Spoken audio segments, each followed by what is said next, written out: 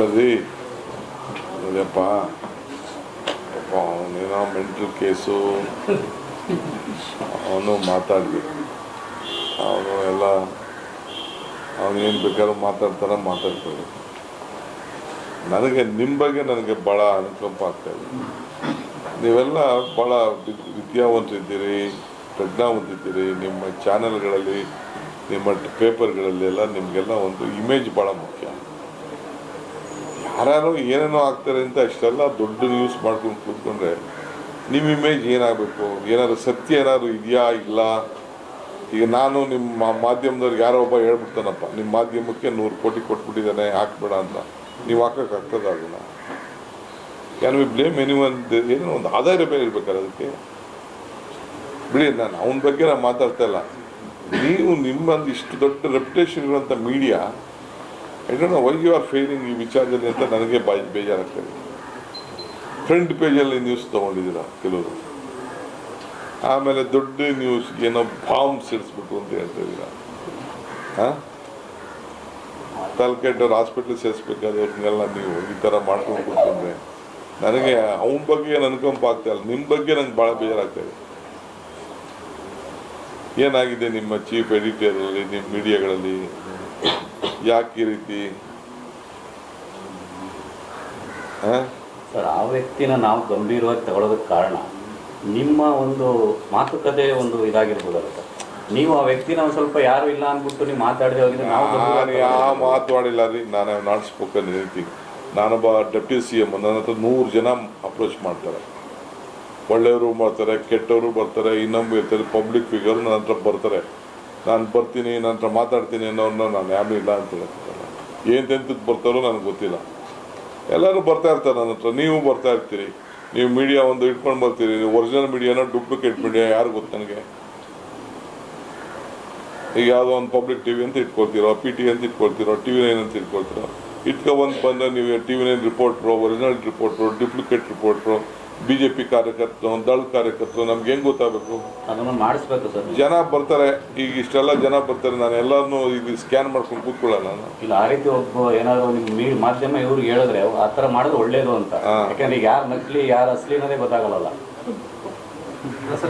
ನನಗೆ ಅದು ಯಾರೋ ಎಲ್ಲೋ ಒಂದು ಕಡೆ ಎಲೆಕ್ಷನ್ ಟೈಮಲ್ಲಿ ನನಗೆ ಹಿಡಿತಾವನ, ನನಗೆ PTF ಯಾವುದೋ ಒಂದು ಇದು ಚಾನಲಲ್ಲಿ ಹಿಡಿತಾವನೆ. ಹಿಂದೆ ಒಂದಿದೆ, ಮುಂದೆ ಒಂದಿದೆ ನೋಡಿ. ಈ ಕಡೆ ಒಂದು ಹಾಕೊಂಡವನೆ, ಈ ಕಡೆ ಒಂದು ಹಾಕೊಂಡವನೆ. ಒಂದೇ ಒಂದು ಎರಡು ಇಟ್ಬಿಟ್ಟವನೆ. ಇಲ್ಲ ಸರ್, ಆ ಥರದವ್ರನ್ನ ಒಂದು ಸ್ವಲ್ಪ ಫೇಕ್ ಇದನ್ನ ಒಂದು ಸ್ವಲ್ಪ ಕಂಟ್ರೋಲ್ ಮಾಡಬೇಕು ಸರ್, ಇಲ್ಲಾಂದ್ರೆ ಕಷ್ಟ ಆಗುತ್ತೆ ಅದು. ನೆಟ್ವರ್ಕ್ ಚಾನಲ್ ನಿಮ್ಗೆ 4 ಇದೆಯಾ? Like this. I don't know. No, that was not. ಈಗ ನಿಮ್ದೆಲ್ಲ ಒಂದು ಗ್ರೂಪು, ಅಲ್ಲಿ 3-4 ಇತ್ತು. ಇಲ್ಲ, ಒಬ್ಬನೇ ರಿಪೋರ್ಟ್ ಕೆಲಸ ಕೊಟ್ಬಿಟ್ಟವ್ರೆ, ನಂಗೆ ಗೊತ್ತಿಲ್ಲ. ನನಗೆ ಸಂಬಳಕ್ಕೆ, ಕಡಿಮೆ ಸಂಬಳಕ್ಕೆ ಒಬ್ಬನ ಕೈಲ ಎಲ್ಲ ಚಾನಲ್ ನಡೆಸ್ತಾವ್ರೆ, ನಂಗೆ ಗೊತ್ತಿಲ್ಲ. ಪದೇ ಪದೇ ನಿಮ್ಮ ಜೊತೆ ಮಾತನಾಡಿದ ಆಡಿಯೋ ಇದೆ ಅಂತ ಹೇಳ್ತಾ ಇದ್ದಾರೆ.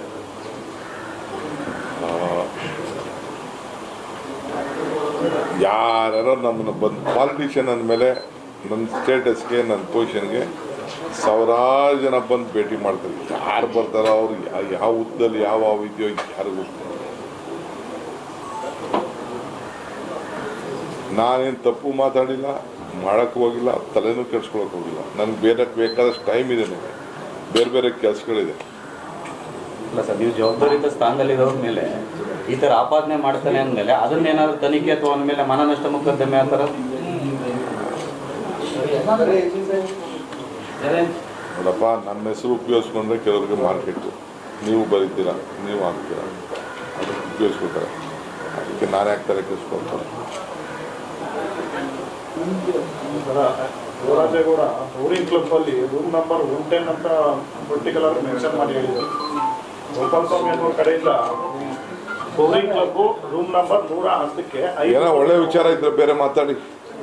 ರಾಜ್ಯದ ವಿಚಾರ, ಬರಗಾಲ, ಮಳೆ ಬರ್ತಾ ಇಲ್ಲ, ಮಳೆ ಬರ್ಸೋಕ್ಕೆ ಏನೋ ಒಂದು ಮಾಡಿ. ಸಮಾಧಾನ ಇಲ್ಲ ಮಳೆ. ನಾನೆಲ್ಲ ನಿನ್ನೆ ರಾತ್ರಿ ಆಫೀಸರ್ಸ್ನ ಕರೆಸಿದ್ದೀನಿ, ಏನು ಮಾಡೋದು ಅಂತ. ಕಾವೇರಿನೂ ಇಲ್ಲ, ಉತ್ತರ ಕರ್ನಾಟಕದಲ್ಲೂ ಇಲ್ಲ ಮಳೆ, ಮಲೆನಾಡಲ್ಲೂ ಮಳೆ ಕಡಿಮೆ ಆಗ್ಬಿಟ್ಟಿದೆ. ಅಲ್ಲ ಬರುತ್ತೆ ಅಂತ ನೀವು ಘೋಷಣೆ ಹೇಳಿದ್ರು 12 ತಾರೀಕು ಅಂದ್ಕೊಂಡಿದ್ದೆ ನಾನು. ಈಗ ಅದಕ್ಕೆ ನೋಡಬೇಕು, ಒಂದಿನ ಅಟ್ಲೀಸ್ಟ್ ಅದು ದೇವಸ್ಥಾನಕ್ಕಾರ ಹೋಗ್ಬೇಕು. I am not satisfied with ಏನೋ ಒಂದು 2 ದಿನ ಸುಮ್ಮನೆ ಬರೋರು ಅಂತ ಬಂದ್ಬಿಡ್ತು ಏರ್ಪೋರ್ಟ್ ಇಟ್ಕೊಂಡು. ಸರ್ ಇನ್ನೊಂದು ಸರ್ BDA ಕಾಂಪ್ಲೆಕ್ಸ್ಗಳನ್ನ ಏಕಾಏಕಿ ಹೊಡಿತಾ ಇದ್ದಾರೆ ಅನ್ನುವಂಥ ಒಂದು ಆರೋಪ ಬರ್ತದೆ. ನೋಡಿಯಪ್ಪ, ನಾನು ಸ್ವಲ್ಪ ಇದ್ರ ಬಗ್ಗೆ ಯಾರೋ BJP ಲೀಡ್ರು ಅಶೋಕ್ ಮಾತಾಡಿದ್ದಾರೆ. ಅವ್ರು ಅಶೋಕಿಗೆ ಮರ್ತು ಬಿಟ್ಟಿದ್ದಾರೆ ಇದನ್ನು ಯಾರು ಕಾಲದಲ್ಲಿ ಶುರು ಆಯಿತು, ಯಾರು ಪರ್ಮಿಷನ್ ಕೊಟ್ಟರು, ಯಾರು ಮಾಡಿದ್ರು ಅಂತ ಅವರು ಪಾಪ ಮರ್ತಿದ್ದಾರೆ. ನನ್ನ ಹತ್ರ ಎಲ್ಲ ಮಾಹಿತಿ ಇದೆ, ತರಿಸ್ಕೊಂಡಿದ್ದೀನಿ ನಾನು. ಬೊಮ್ಮಾಯಿಯವರೇ ಹಿಂದೆ ಏನು ಟೆಂಡರ್ ಕರೆದಿತ್ತು ಆ ಟೆಂಡರ್ ಮೇಲೆ ಬೊಮ್ಮಾಯಿಯವರೇ ಆಗ ಅಗ್ರಿಮೆಂಟ್ ಕೂಡ ಮಾಡಿದ್ದಾರೆ. BJP ಗೌರ್ಮೆಂಟ್ ಹೋದ್ಮೇಲೆ ಒಂದು ಅಗ್ರಿಮೆಂಟ್, ಪೆನ್ಷನ್ ಅಗ್ರಿಮೆಂಟ್ ಮಾಡಿದ್ದಾರೆ. ಯಡಿಯೂರಪ್ಪನವ್ರು ಬೇಡ ತಡೀರಿ ಅಂತ ಹೇಳಿದ್ದಾರೆ. ಆಮೇಲೆ ಬೊಮ್ಮಾಯಿಯವರು ಚೀಫ್ ಸೆಕ್ರೆಟರಿ ಅವರ ನೇತೃತ್ವದಲ್ಲಿ ಒಂದು ಸಮಿತಿ ಮಾಡಿದ್ದಾರೆ. ಸಮಿತಿ ಮಾಡಿಬಿಟ್ಟು ನಮಗೆ ಅಗ್ರಿಮೆಂಟ್ ಆಗೋಗಿದೆ, ಪೆನ್ಷನ್ ಅಗ್ರಿಮೆಂಟ್ ಆಗಿದೆ, ನಮಗೆ ಲಾಸ್ ಆಗ್ತದೆ, ನಾವು ಇದನ್ನು ಮುಂದುವರಿಸ್ಬೇಕು ಅಂತೇಳಿ ಬೊಮ್ಮಾಯಿ ಗೌರ್ಮೆಂಟಲ್ಲಿ ಚೀಫ್ ಸೆಕ್ರೆಟರಿ ಬರೆದಿದ್ದಾರೆ. ಅದಾದಮೇಲೆ ನಮ್ಮ ಚೀಫ್ ಸೆಕ್ರೆಟರಿಗೆ ಈಗ ಬಂದ ಮೇಲೆ ಆ ಚೀಫ್ ಸೆಕ್ರೆಟರಿ ಅದು ಬರೆದಿದ್ದಾರೆ. ಅದಾದಮೇಲೆ ಅದು ಕಂಟಿನ್ಯೂ ಆಗಿದೆ. ನಿಲ್ಲಿಸಿದಷ್ಟು ಲಾಸ್ ಆಗ್ತದೆ ಅಂತೇಳಿ ಆಲ್ಮೋಸ್ಟ್ ನಿಲ್ಲಿಸ್ಬಿಟ್ಟಿದ್ರು, 4-5 ವರ್ಷದಿಂದ ನಿಲ್ಲಿಸ್ಬಿಟ್ಟಿದ್ರು. ಈಗೂ ಕೊಟ್ಟಿರೋದು ಲೀಸು, ನಾನೆಲ್ಲ ತೆಗೆದು ನೋಡಿದೆ, ಈಗೂ ಕೊಟ್ಟಿರೋದು ಲೀಸು, ಈಗ ಯಾರಿಗೂ ಸೇಲ್ ಕೊಟ್ಟಿಲ್ಲ. ಸರ್ಕಾರಕ್ಕೆ ಆದಾಯ ಬರೋದಕ್ಕೆ ಏನೋ ಒಂದು ವ್ಯವಸ್ಥೆ ಮಾಡಿದ್ದಾರೆ. ನಾನು ಅದನ್ನು ಕಂಪ್ಲೀಟಾಗಿ ಇದು ಅಸೆಂಬ್ಲಿ ಇದೆಲ್ಲ ಈ ಗಲಾಟೆಗಳು ಕಡಿಮೆ ಆಗಲಿ, ಅದಾದ್ಮೇಲೆ ಸ್ಟೇಟ್ಮೆಂಟ್ ಅದ್ರ ಬಗ್ಗೆ ಮಾಡ್ತೀನಿ.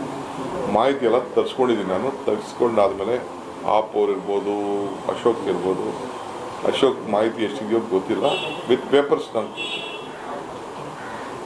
ಸರ್, ಇದು ಹುಬ್ಳಿಯಲ್ಲಿ ಅಂಜಲಿ ಮರ್ಡರ್ ಕೇಸಲ್ಲಿ ಬಿಜೆಪಿ ಎಲ್ಲೊಂದು ಕಡೆ ರಾಜ್ಯದಲ್ಲಿ ಕಾನೂನು ವ್ಯವಸ್ಥೆ ಹದಗೆಟ್ಟಿದೆ, ಹಾಗಾಗಿ ಹುಬ್ಳಿಯಲ್ಲಿ ಇಂಥ ಪ್ರಕರಣಗಳು ಜಾಸ್ತಿ ಆಗ್ತಾ ಇದೆ ಅಂತ ಆರೋಪ BJP ಇರೋದೇ ಆರೋಪ ಮಾಡುತ್ತೆ. ಸರ್ಕಾರ ಕೆಟ್ಟ ಹೆಸರು ತರಕ್ಕೆ ಏನು ಬೇಕೋ ಎಲ್ಲ ಮಾಡ್ತಾರೆ. ಅವ್ರ ಹುಡುಕುಗಳನ್ನ ಅವ್ರು ಮಾಡೋದನ್ನೆಲ್ಲ ಮುಚ್ಚಾಕೋದು. ಬರೀ ಕಾಂಗ್ರೆಸ್ ಅವ್ರನ್ನ ಈಗೇನಿಲ್ಲ, ನಾವು ಅವ್ರಿಗೆ ಚೆನ್ನಾಗಿ ಸರ್ಕಾರ ನಡೆಸ್ತಾ ಇದೀವಲ್ಲ, ಅವ್ರಿಗೆ ತಡ್ಕೊಳಕ್ಕಾಗ್ತಾರೆ. ಬಿಜೆಪಿ ಆರೋಪ ಬಿಟ್ಟಿದೆ. NCRB ರಿಪೋರ್ಟ್ ಅಲ್ಲೇ ಹೇಳ್ತಾ ಇದ್ದಾರೆ ಸರ್, 4 ತಿಂಗಳಲ್ಲಿ 430 ಕೊಲೆ ಆಗಿದೆ, 198 ಅತ್ಯಾಚಾರ ಕೇಸ್ಗಳಾಗಿದೆ ಕರ್ನಾಟಕದಲ್ಲಿ. ಇದೆಲ್ಲ ನೋಡಿದ್ರೆ ಜಾಸ್ತಿ ಆಗ್ತಾ ಇದೆ ಅಂತ ಅನಿಸ್ತಾರೆ. ಹಳೆ ರಿಪೋರ್ಟ್ಸ್ ಎಲ್ಲ ತರ್ಸೋಣ. Thank you.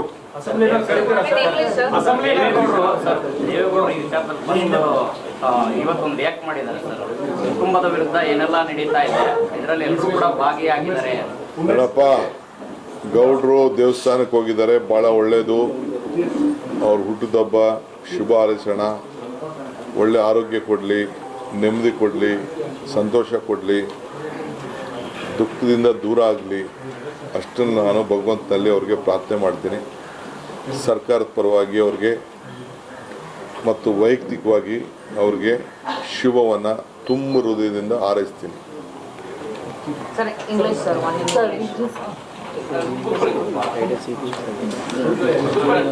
You tweet, totally make it and tweet it. No, make it and tweet it already.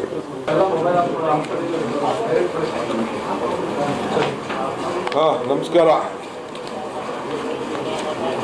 ಭಾಳ ಫಸ್ಟ್ ಟೈಮ್ ನಮ್ಮ ಪ್ರಧಾನಮಂತ್ರಿಗಳು ಮೆಟ್ರೋ ಆದಾಯದ ಬಗ್ಗೆ,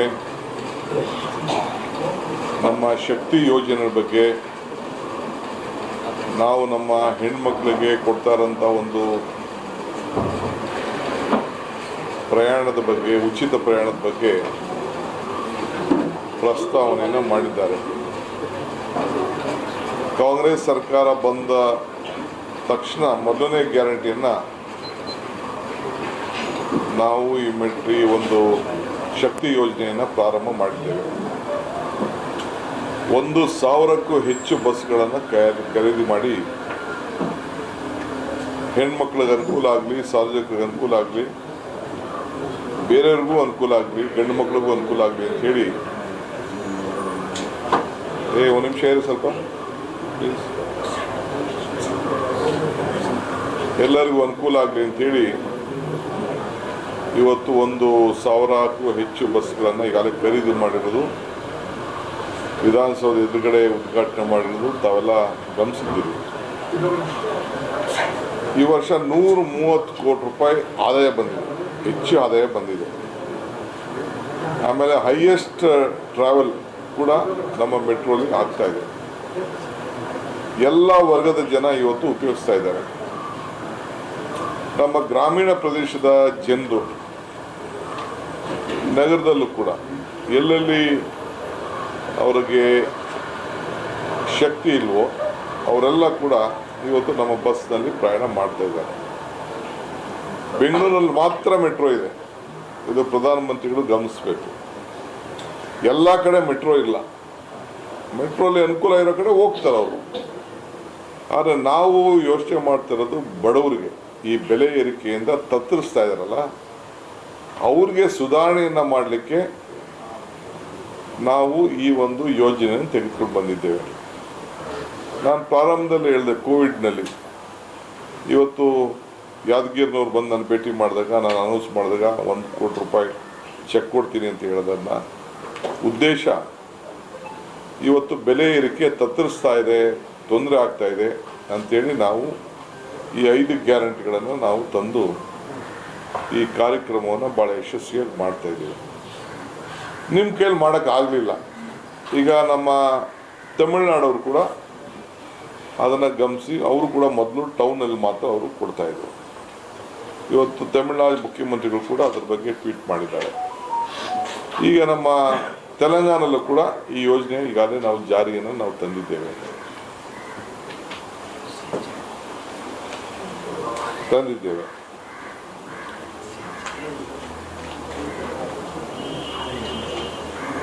What is this? Ridership. Scheme in the Shakti scheme out on the 1.8 ridership, 41 but 3.09 crores ಆಗಿದೆ. English ಆಗಿದೆ ಕಡಿಮೆ. ಈಗ ನಾನು ಮಾಹಿತಿ ನಮ್ಮ ಮೆಟ್ರೋಯಿಂದಲೂ ತರಿಸಿದೆ. 30% ರೈಡರ್ಶಿಪ್ಪು ಜಾಸ್ತಿ ಆಗಿದೆ. ಪ್ರತಿ ತಿಂಗಳು 1.81 ಕ್ರೋರ್ಸ್ ರೈಡರ್ಶಿಪ್ ಇತ್ತು. 43 ಲಕ್ಷ 43 ಕ್ರೋರ್ಸ್ ಅಷ್ಟು ಜೂನ್ 23ಗೆ. ಸೊ ಹಂಗೆ ಹೆಚ್ಚಿಗೆ ರೈಡರ್ಶಿಪ್ ಕೂಡ ಆಗಿದೆ, ಆದಾಯ ಕೂಡ ಬಂದಿದೆ ಅಂತೇಳಿ ಪ್ರೈಮ್ ಮಿನಿಸ್ಟ್ರು ಹೇಳಿಕೆ ಕೊಡೋಕ್ಕಿಂತ ಮುಂಚಿತವಾಗಿ ಇವತ್ತು ಮಾಧ್ಯಮದಲ್ಲಿ ಇವತ್ತೆಲ್ಲ ಪ್ರಕಟಣೆ ಆಗಿದೆ. ಸೊ ನನಗೆ ಪ್ರೈಮ್ ಮಿನಿಸ್ಟ್ರಿಗೇನು ಮಾಹಿತಿ ಇಲ್ಲೋ ನನಗೆ ಗೊತ್ತಿಲ್ಲ. ಅವರು ನಮ್ಮ ಜೊತೆ ಪಾರ್ಟ್ನರ್ಸು. ಅವ್ರದ್ದು ಸೆಂಟ್ರಲ್ ಗೌರ್ಮೆಂಟು 50% ಶೇರ್ ಇದೆ, ಆಡಳಿತ ನಮ್ಮ ಕೈಲಿದೆ. ನಾವು ಅದನ್ನು ಭಾಳ ವ್ಯವಸ್ಥಿತವಾಗಿ ನಾವು ಮಾಡ್ತಾಯಿದ್ದೀವಿ, ಇನ್ನು ಅಭಿವೃದ್ಧಿ ಮಾಡ್ತಾಯಿದ್ದೀವಿ ಬೆಂಗಳೂರು ನಗರದಲ್ಲಿ. ಸೊ ಅದರಿಂದ ಮಾಹಿತಿ ಇಲ್ಲದೆ ಬಹುಶಃ ಈ ರೀತಿ ಮಾತಾಡಿರ್ಬೋದು ಪ್ರೈಮ್ ಮಿನಿಸ್ಟರ್ ಅಂತ ನಾನು ಗಮನಿಸಿದ್ದೇನೆ. ಬಟ್ ನಾನು ಈ ಒಂದು ಯೋಜನೆ ಶಕ್ತಿ ಯೋಜನೆ ಅಂತ ತೆಗೆದುಕೊಂಡು ಬಂದಿದ್ದೇವೆ. ಅನೇಕ ರಾಜ್ಯದ ಜನತೆ, ರಾಜ್ಯ ಸರ್ಕಾರಗಳು, ಬೇರೆ ಬೇರೆ ಪಾರ್ಟಿಯವರೆಲ್ಲ ನಮ್ಮ ಯೋಜನೆ ಬಗ್ಗೆ ಚರ್ಚೆ ಮಾಡ್ತಾ ಇದ್ದಾರೆ, ಬರ್ತಾ ಇದ್ದಾರೆ, ನನ್ನ ಹತ್ರ ಮಾತಾಡ್ತಾ ಇದ್ದಾರೆ, ನಮ್ಮ ಇಲಾಖೆಗೆ ಬಂದು ಎಲ್ಲ ತಿಳ್ಕೊಳ್ತಾ ಇದ್ದಾರೆ, ಮಾಹಿತಿ ತಿಳ್ಕೊಳ್ತಾ ಇದ್ದಾರೆ.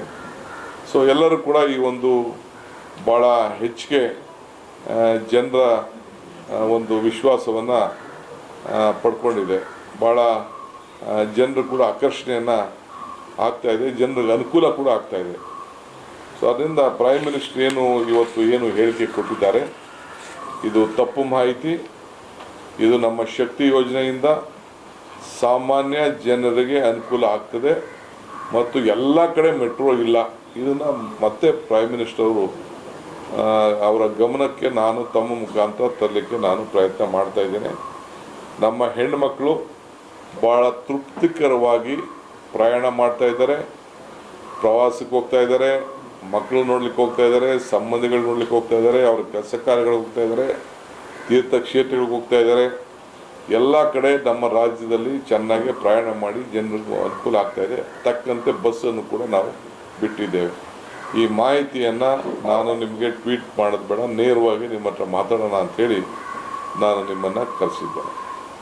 ಹೊರಗಡೆ ಮಾತಾಡೋದು ಬೇಡ ಅಂತ ಒಳಗಡೆ ಬಂದಿರ್ತೀವಿ. ಸರ್ 136 ಕೋಟಿ ಅಂದರೆ ಬಸ್ ಎಲ್ಲ ನಿಗಮಗಳಿಂದ ಬಂದಿದೆ ಏನು ಸರ್? 130 ಕೋಟಿ ಮೆಟ್ರೋಲಿ ಈ ವರ್ಷ ಆದಾಯ. Compared to last year Sakti scheme ಮಾಡಿದ್ರೆ 1.81 crores passengers 43 crores revenue. ಇದು 2.8 crores passengers increase ಆಗಿದೆ ಕಡಿಮೆ ಆಗಿದೆ. ನೋಡಿ 181 ಕ್ರೋರ್ ರೈಡರ್ಶಿಪ್ ಇತ್ತು Sakti scheme increase ಮಾಡಿದಾಗ. ಆಗ ನಮ್ಮ revenue 431 crores 43 crores monthly revenue ಇತ್ತು. ಈಗ ಏಪ್ರಿಲ್ಗೆ 2.09 ರೈಡರ್ಶಿಪ್ ಇದೆ, 51 ಕೋಟಿ ರೆವಿನ್ಯೂ ಇದೆ. ಅಂದರೆ ಜಾಸ್ತಿ ಆಗಿದೆ, ರೈಡರ್ಶಿಪ್ಪು ಜಾಸ್ತಿ ಆಗಿದೆ, ರೆವಿನ್ಯೂನು ಜಾಸ್ತಿ ಆಗಿದೆ. ಎಲ್ಲಿ ಕಡಿಮೆ ಆಗಿದೆ? ಬೆಂಗಳೂರು ನಗರದ ಹೇಳ್ತಾ ಇರೋದು ನಾನು. ದಿನ ಕರ್ನಾಟಕ ರಾಜ್ಯದಲ್ಲಿ ಸುಮಾರು 60 ಲಕ್ಷ ಹೆಣ್ಮಕ್ಳು ಪ್ರಯಾಣ ಮಾಡ್ತಾ ಇದ್ದಾರೆ. This is news. ಸರ್, ಉತ್ತರ ಕರ್ನಾಟಕ ಭಾಗದಲ್ಲಿ ಬಸ್ಗಳ ಸಂಖ್ಯೆ ಕೊರತೆ ಇದೆ ಅನ್ನುವಂಥ ಒಂದು ಆರೋಪ ಇದೆ ಸರ್. ಅಲ್ಲಪ್ಪ, 1,000 ಬಸ್ಸು ಈಗಾಗಲೇ ಬುಕ್ ಮಾಡಿದ್ದೀವಿ ಅಂತ ನಿಮ್ಗೆ ಗೊತ್ತಿದೆ. ನಾನೇ ರಾಮನಗರ್ಗೆ ಹೋಗಿ 100 ಬಸ್ ನನಗೆ ರಾಮನಗರ ಜಿಲ್ಲೆಗೂ ಕೊಟ್ಟಿದ್ದಾರೆ, ಇಲ್ಲೂ ಬೆಂಗಳೂರು ನಗರಕ್ಕೂ ಕೊಟ್ಟಿದ್ದಾರೆ, KSRTC ಕೊಟ್ಟಿದ್ದಾರೆ, ಉತ್ತರ ಭಾರತಕ್ಕೂ ಕೊಟ್ಟಿದ್ದಾರೆ, ಕರ್ನಾಟಕದಲ್ಲೂ ಕೊಟ್ಟಿದ್ದಾರೆ. ಕ್ರಮೇಣ ಒಂದೊಂದು ಆದಮೇಲೆ ನಾವು ಇನ್ಕ್ರೀಸ್ ಮಾಡ್ಕೊಂಡು ಹೋಗ್ತೀವಿ. ಆದಷ್ಟು ಜನರಿಗೆ KSRTC ಬರೀ ನಾವು ಪ್ರಾಫಿಟ್ ಒಂದೇ ನೋಡೋದಿಲ್ಲ, ನಮಗೆ ಲಾಸ್ ಆಗದವರು ಸಾಕು, ನಮಗೆ ಅಷ್ಟೇ ನಮಗೆ ಬೇಕಾಗಿದೆ. ಆಮೇಲೆ ಸರ್ಕಾರ ದುಡ್ಡು ಕಟ್ತಾ ಇದೆ, ಇದಕ್ಕೇನು ಫ್ರೀಯ KSRTC ಏನು ಫ್ರೀಯಾಗಿ ಏನು ಕೊಡ್ತಾ ಇಲ್ಲ. ಗೌರ್ಮೆಂಟ್ ಸಿದ್ದರಾಮಯ್ಯನವ್ರ ನೇತೃತ್ವ ಸರ್ಕಾರ ನಾವು ಬಜೆಟಲ್ಲಿ ಏನು 52,000ರಿಂದ 56,000 ಕೋಟಿ ಇಟ್ಟಿದ್ದೀವಿ, ಆ ಬಜೆಟ್ನಲ್ಲಿ ಸರ್ಕಾರ ಆ ಸಂಸ್ಥೆಗಳಿಗೆ ದುಡ್ಡನ್ನು ಕೊಡ್ತಾ ಇದೆ. ಆ ಟಿಕೆಟು ಹರಿತಾ ಇದ್ದಾರೆ. ಮುಂದಕ್ಕೆ ಇನ್ನೂ ಮಿಸ್ಗೈಡ್ ಆಗಬಾರ್ದು ಅಂತ ಇನ್ನೊಂದು ಥರ ಒಂದು ಬೇರೆ ಬೇರೆ ಕಾರ್ಡ್ ಥರಕ್ಕೆ ಸ್ವೈಪ್ ಮಾಡೋಕ್ಕಾಗ್ತದ ಯೋಚನೆ ಮಾಡಬೇಕು. ಅವ್ರನ್ನ ಒಳಗಡೆ ಕುಳಿಸ್ರಿ. ಪ್ರಧಾನಿ ಕೂಡ ವಿಚಲಿತರಾಗಿದ್ದಾರೆ ಸರ್.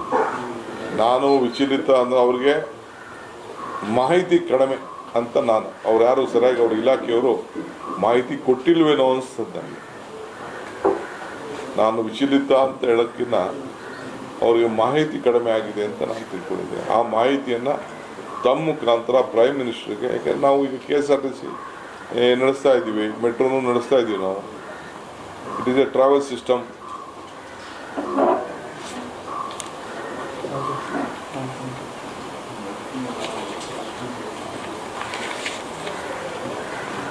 ಎಲ್ಲ ಕಡೆನೂ ನಾರ್ತ್ ಕರ್ನಾಟಕ, ನಾರ್ತ್ ಇಂಡಿಯಾಲೆಲ್ಲ ಎಲೆಕ್ಷನ್ಸು ಭಾಳ ಚೆನ್ನಾಗಿ ನಡೀತಾ ಇದೆ. ಬದಲಾವಣೆ ಬಯಸಿದ್ದಾರೆ, ದೇಶದಲ್ಲಿ ಬದಲಾವಣೆ ಆಗಬೇಕು ಅಂತ ಬಯಸಿದ್ದಾರೆ.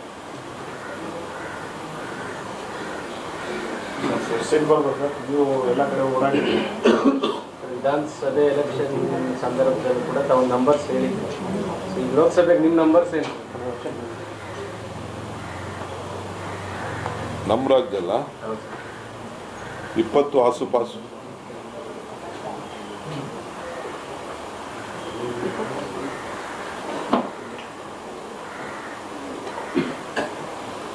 ಒಂದೆರಡು ಸೀಟ್ ಹೆಚ್ಚು ಕಮ್ಮಿ 20.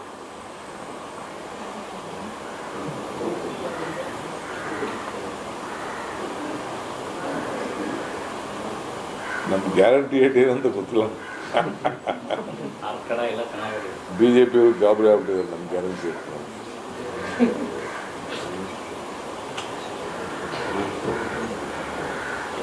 ಈಗ ಬೆಂಗಳೂರು ದೇವರಾಜೇಗೌಡ ನಿಮ್ಮ ಹೆಸರನ್ನು ಮತ್ತೆ ಪ್ರಸ್ತಾಪ ಮಾಡಿದ್ದಾರೆ. 3 ಕೋಟಿ ಆಫರ್ ಕೊಟ್ಟಿದ್ರು.